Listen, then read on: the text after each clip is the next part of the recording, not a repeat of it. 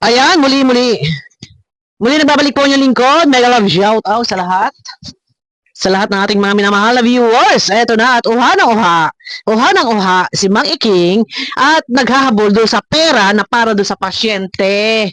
Para bang pinaghahanapan niya si Kuya Miel. Ano naman ang pakialam mo? Pera mo ba yun? Kung ikaw nga na naglilikom din ng pera at nagsusulisit ng pera o nangihingi ng tulong para sa pasyente, para kung saan man, ay hindi ka nga pinaghahanap pa ni Kuya Miel. Pero ikaw, uha ka ng uha.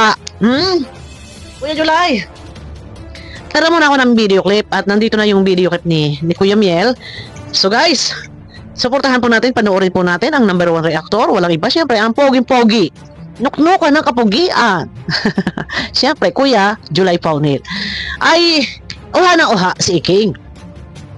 At may binabanggit siya na si Manas. Sino ba si Manas? Nabanggit naman dito na ang Manas na tinutukoy walang iba kundi si Kuya Miel pala. Na bakit tinawag na Manas? Sino ba talaga ang Manas? Ang mukhang Manas? Okay. Nandito na.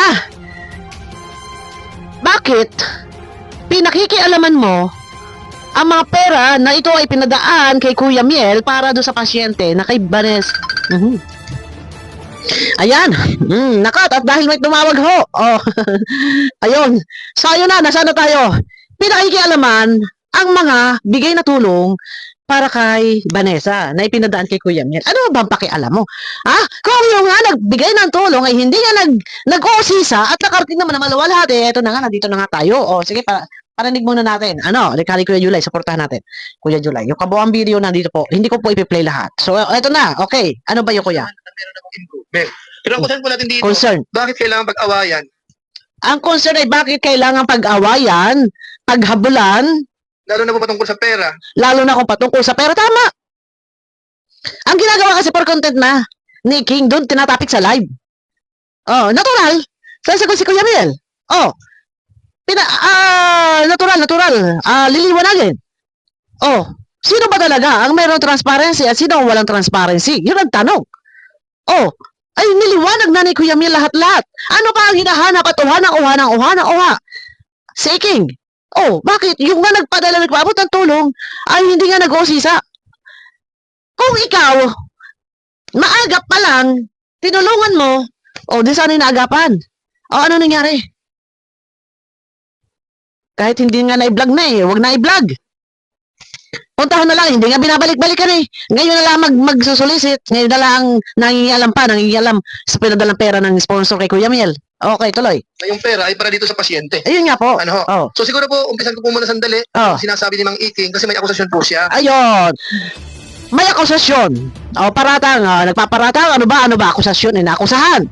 Inaakusahan, pinaparatangan. Isa lang iyan. Ano iyon, Kuya July?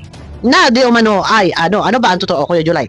Na meron daw sponsor na nagbigay ng 15,000. Ang May sponsor daw na nagbigay ng 15,000 kay Kuya Miel. Tapos, ibigay daw ni Kuya Miel o tinatawag na Agnas ay 10,000 lang. So may binigay daw ang sponsor na 15,000 kay Kuya Miel na tinatawag na Agnas.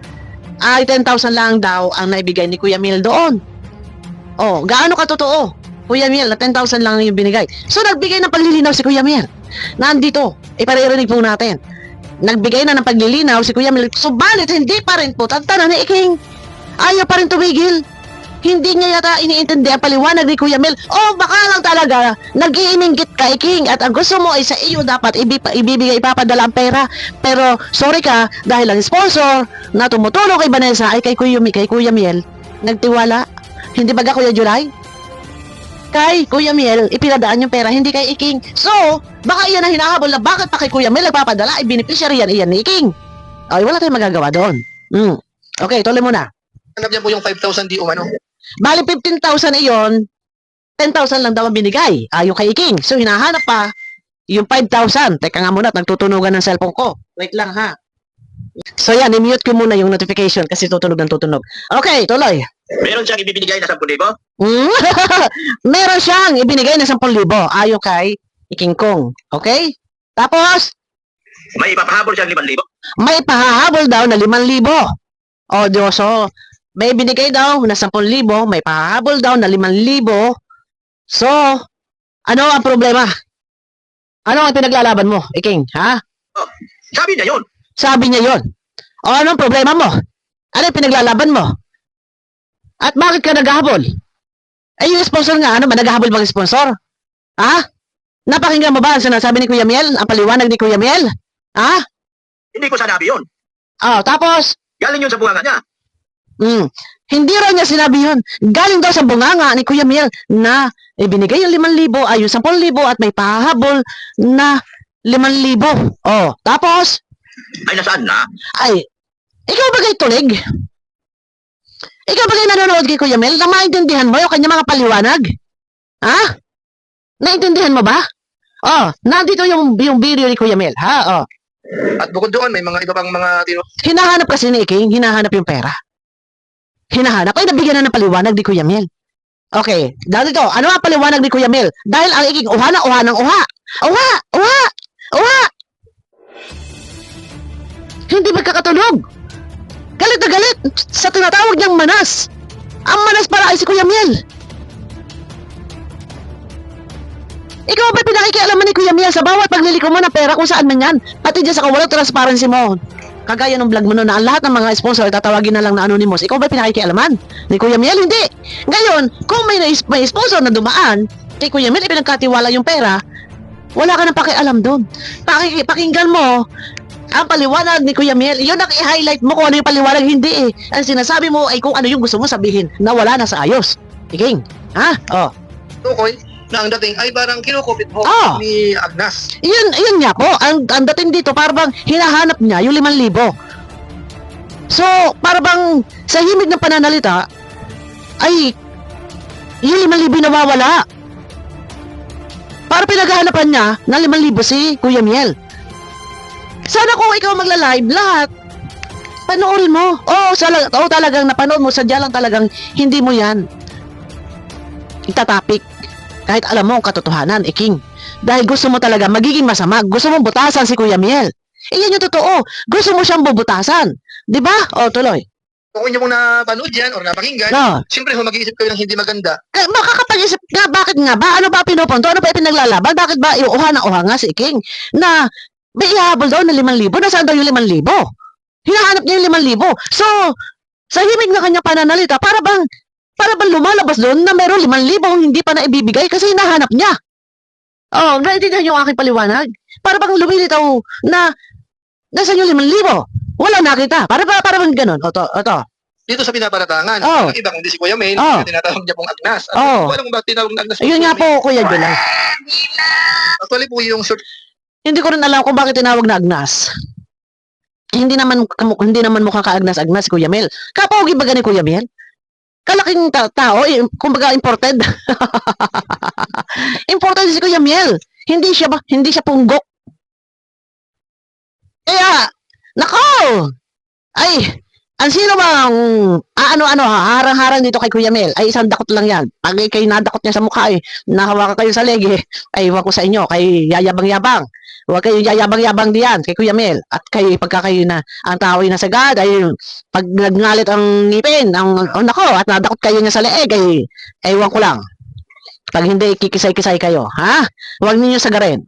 Okay, Kuya July, go. Marami rin pong sinasabi si Mang Iki Yan nga. against kay Kuya Mail, pero Yan nga, marami sinasabi against kay Kuya Miel. Ang dami. Sa live niya. Mahirap lang gumamit muna ng video clip. Pero gagamit po tayo niyan. Babaguhin na lang natin yung boses. Nasa ganun po, may strike man tayo. At least hindi original yung boses. Makakapila pa rin talaga tayo kay YouTube. Okay, tuloy. hindi na po natin isasama yon kasi wala naman sa topic yun. Okay po. So mag-concentrate po tayo dun sa nabanggit po na 10,000 at saka yung 5,000 di umano na Okay. So para ma-solve po natin yan, itanong po natin kay Kuya Mail, ano Ayun. ang kanyang paliwanag? Eto na, nandito na napaliwanag si Kuya Miel.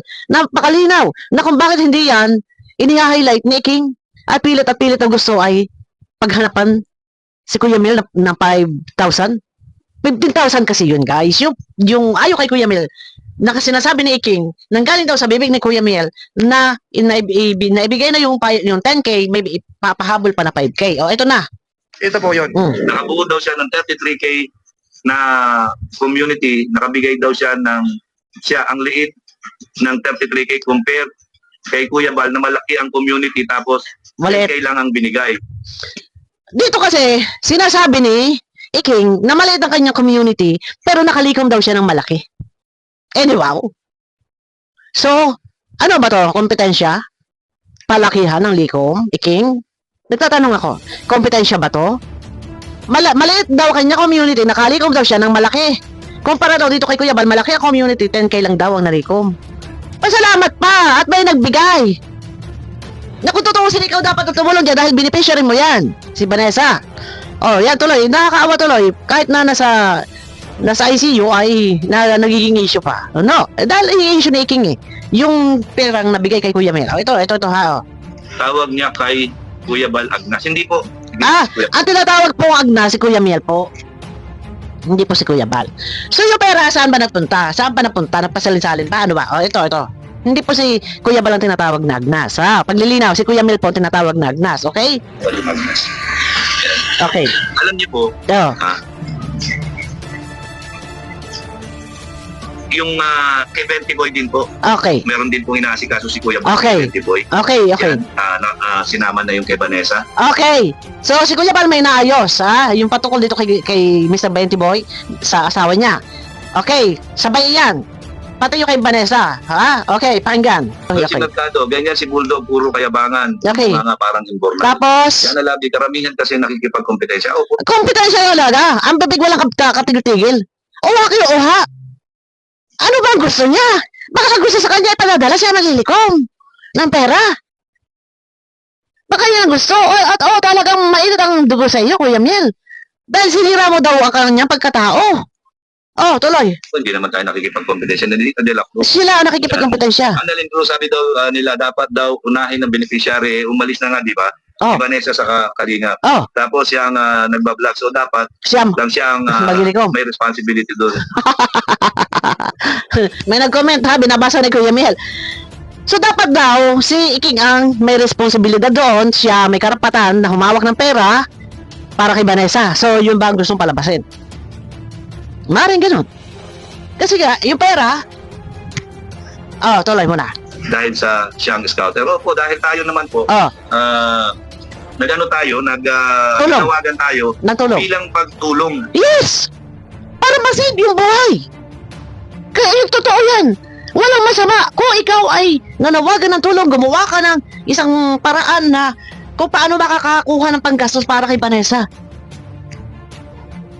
Ngayon, baka ayaw na Iking yun. Na ikaw ay makakagawa na magkaroon ng ambagan para kay Vanessa. Baka ayaw na Iking. Baka ang isip na Iking, sinasapawan mo siya or kinukumpetensya mo siya. Baka iyan ang naiisip niya. Dahil una-una kanyang beneficiary yun, so siya may obligasyon doon. Siya may responsibilidad doon. So siya lang ang pwede na tumulong. So kung may magpapadala, siya lang ang pwede padalhan, mga ganun tipo ba? Okay, Kuya Mel, go. At suporta lang. Hindi po natin binablog. Yes! Nanawagan lang ng tulong o suporta. Wala akong nakikitang masama. Kung ikaw ay nag-effort, makagawa ng panawagan at magkaroon ng ambagan, suporta yung tulong. Wala akong masama doon. Bakit uha na uha si Iking? Dahil baka ang gusto, siya lang ang mananawagan at sa kanya lahat ipadadala ang pera. Or baka ang gusto ay hindi siya malalamangan. Okay, sabi niya siya nakalikom ng malaki kahit maliit ang community. Tuloy. Bigay tulong lang tayo. Panawagan ko.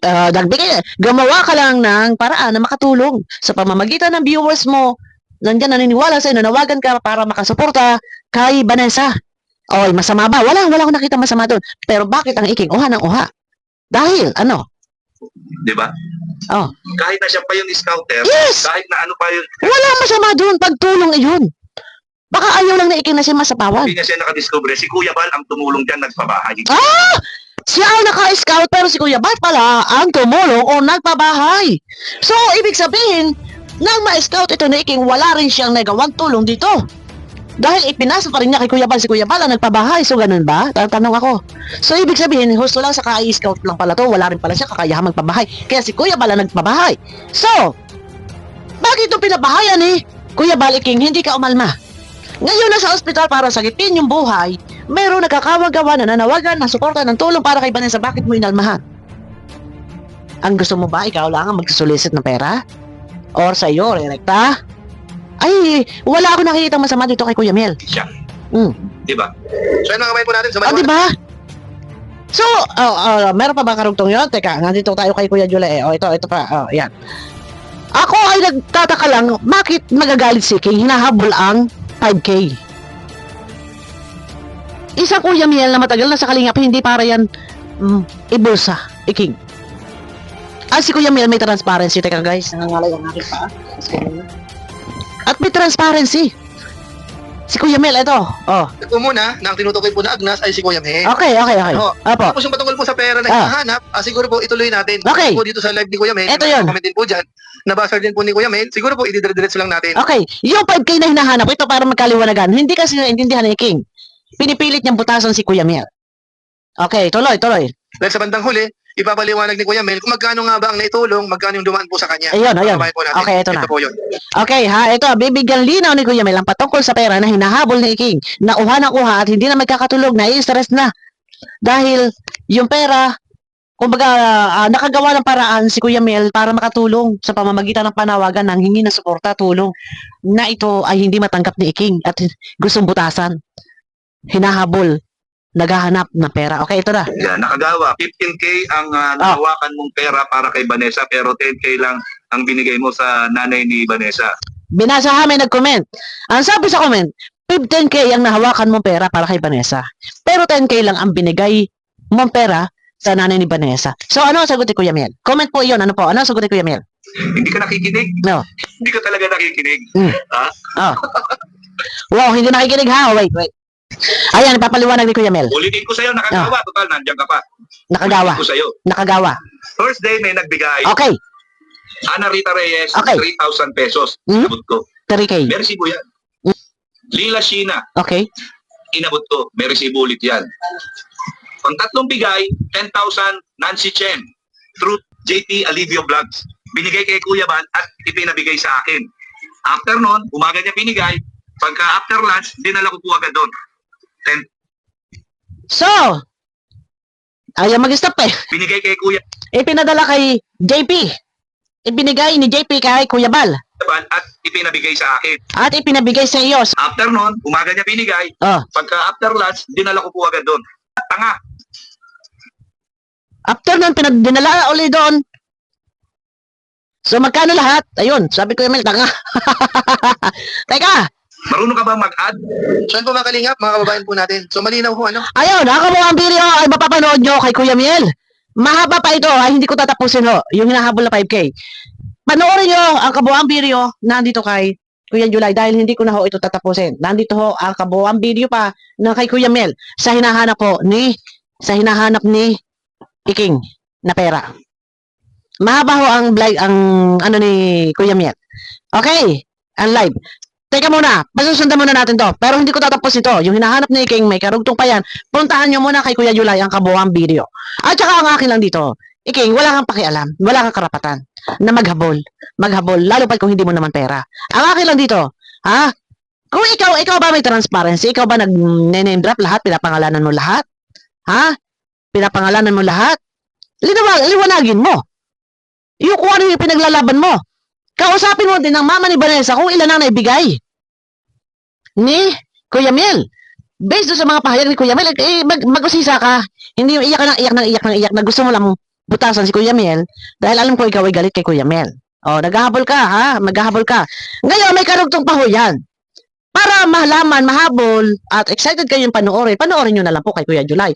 At yung iba ay panoorin nyo po sa vlog ni Kuya Miel, nandun po ang kasagutan sa hinahanap lahat ni King. Ano po, ito yung aking pinarinig ko lang na short video ay nandito kay Kuya July, pero ang kabuuan video po niyan, lahat ng sagot ni Kuya Miel, hindi man kompleto dito ang pagtutuos ng pera ni Kuya Miel, doon nyo po mapapanood sa live ni Kuya Miel. Nandun po yung pagtutuos lahat ng pera. Ako ay dito na rumekta kay Kuya July. Hindi man kompleto dito, lahat ng salaysay ni Kuya Miel, lahat ay nandun ho sa kanyang live. Para maintindihan po ninyo. Ano po? Kasi, pag doon pa ako pupunta, hahaba po. Pero abangan nyo ako sa aking next video. Ating lilinawin po yan, at chachap-chapin ko na lang ulit yung video ni Kuya Miel. Lahat ng pagtutuos ng pera na napunta, na hawakan niya at naibigay doon sa magulang ni Vanessa, ay atin po kukunin para mas higit pang maiintindihan. Hindi ko po tatapusin ang video ni Kuya July para doon nyo na lang po mapanood ang kabuuang video. Ano po? So, isang promotion na rin. Suportahan po si Kuya July at si Kuya Miel. Okay, nandun po lahat. May mga karugtong pa ho na pagtutuos ng kaperahan na hinahanap ni King. Abangan nyo ako guys sa aking next video. May love shoutout po sa inyo lahat. Ayan, pakiclick naman po ng thumbs up. Ayan. Maraming salamat po. Bye-bye po.